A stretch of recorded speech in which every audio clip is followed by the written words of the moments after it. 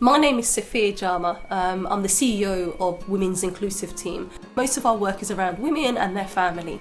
And the women have come up to us so many times saying that actually there's nothing for their boys, or their boys have been excluded from schools, or they've got issues and challenges with their young boys.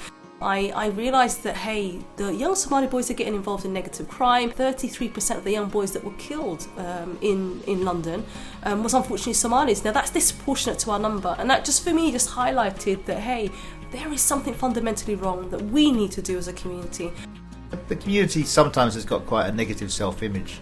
There are issues about the criminal justice system, about school exclusions, about services not being for the community, and so we want to reverse that through our Somali Task Force initiative as well, so that young people in our borough, together with the whole of the Somali community, feel that they have a full and rightful place in our borough, and they can grab the resources, become leaders and achieve prosperity and success.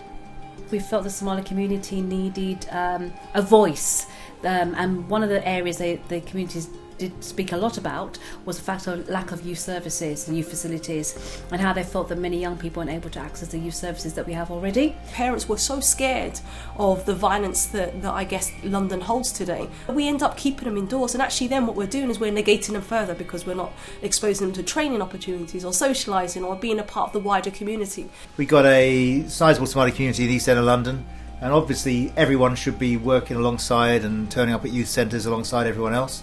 But what we do need is a specialist service that reaches out to kids who don't feel able to do that. I really do like that idea, because sometimes we do want to send our youth outside and to be outdoors activity, but in the same time, because of the crime, we're too scared. I guess was the first day, it's the big launch of what we're hoping to be many youth sessions. We were so lucky to have Spotlight to actually offer their premises totally free of charge, giving to the Somali community, because they've also highlighted that they've identified Somali kids are not accessing their service. I've been working for Spotlight now for about 2 years.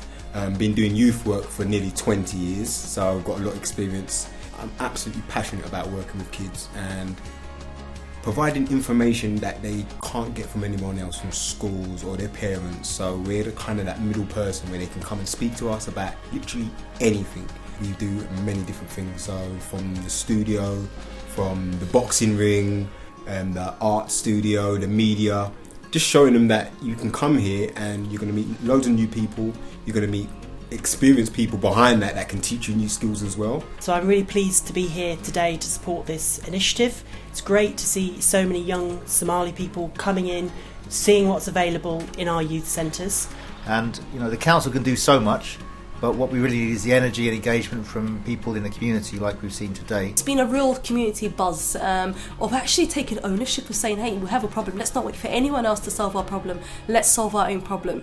The kids were absolutely perfect today. Like, they were really well behaved, asked some really intelligent questions as well. But the way that this Somali Youth Project will work is if it's got the energy of young and older adults in the Somali community who really care about the community and want to offer the leadership themselves. And through that, it will use these fantastic facilities here, and it will provide a springboard, if you like, for greater confidence, greater engagement, and a more active community than we have maybe seen in the past.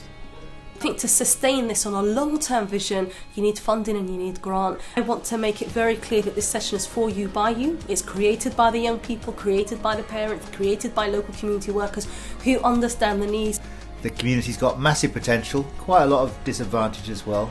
So if we can work with the grain of people's problems, and we can help tackle those, give young people the confidence to become leaders into the future. So it's great.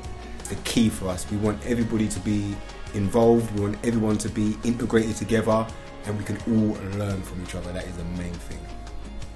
Get into our youth centres, get involved. If there's things you like, excellent. If there's things we can do better, let us know, because we want to get it right for you and for the rest of our community.